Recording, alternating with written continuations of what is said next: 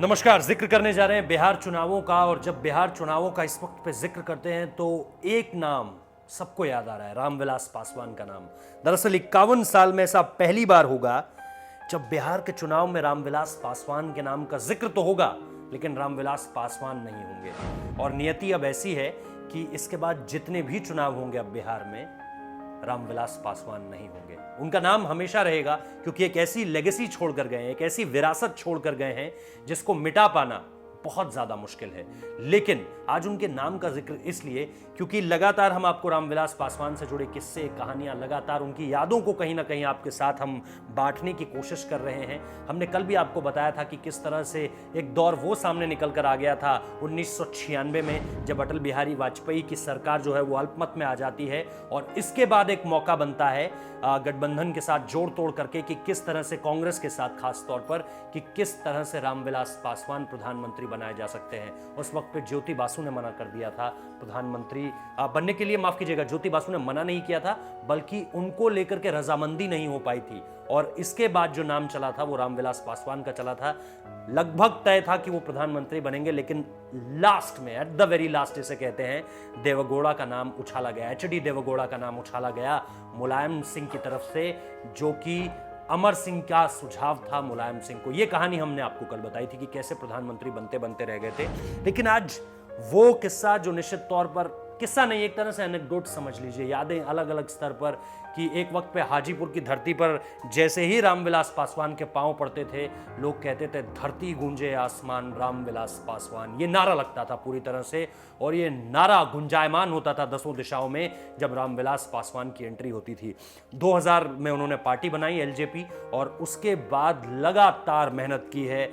हर बार इसके बाद जो यूपीए की सरकार, यूपीए 1 यूपीए 2 रहा या चाहे अटल बिहारी वाजपेयी प्रधानमंत्री रहे, रामविलास पासवान का जो कद था वो लगातार बढ़ता गया। और 2020 तक जब प्रधानमंत्री नरेंद्र मोदी हैं, उस वक्त तक रामविलास पासवान का कद ऐसा था कि कोई काट नहीं निकाल सकता था उनकी बातों की। क्योंकि हमने आपको इस बारे में कल भी बताया था कि कैसे कभी निश्चित तौर पर एक जाति के नेता जरूर रहे लेकिन जाति को कभी भी फ्रंट फुट पर लाकर नहीं खेले, जाति को कभी भी एक चेहरा नहीं बनाया अपनी चुनावी लड़ाई का। और ये सबसे बड़ी, किसी दूसरी जाति के खिलाफ कभी कुछ नहीं बोला।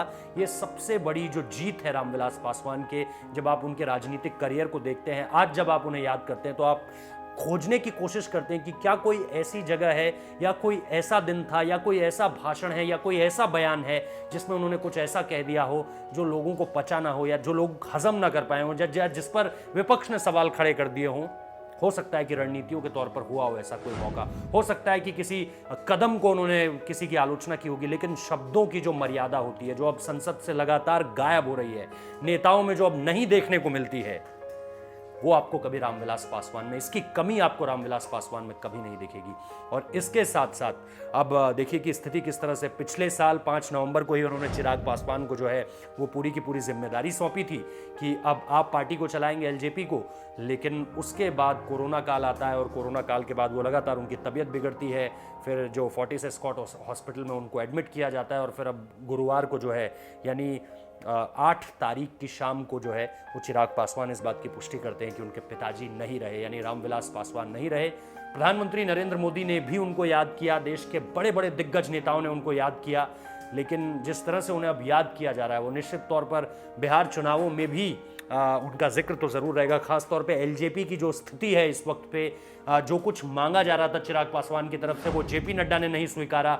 और अब दूसरी तरफ जो लगातार कांग्रेस की जो कोशिश है बिहार चुनाव में कि एक तरह से वापसी की जाए, किसी तरह से एक स्टेटमेंट दिया जाए, कुछ सीटें तो जीतकर, उस तरफ भी क्या अब एलजेपी जाएगी, कोई ऐसी जानकारी भी अभी नहीं है। यानी एलजेपी इस वक्त पे जहां खड़ी है वो बहुत चुनौतीपूर्ण वक्त है, चिराग पासवान के लिए बहुत चुनौतीपूर्ण वक्त है। ऐसे में रामविलास पासवान की याद बहुत आती है। तो अब दरअसल याद ही किया जा सकता है उन्हें, क्योंकि जैसा मैंने शुरुआत में ही कहा था कि 51 साल में ऐसा पहली बार हो रहा है जब बिहार के विधानसभा चुनाव हो रहे हैं और रामविलास पासवान के कदम बिहार की धरती पर नहीं पड़ रहे हैं। बहुत बहुत शुक्रिया इस वीडियो को देखने के लिए।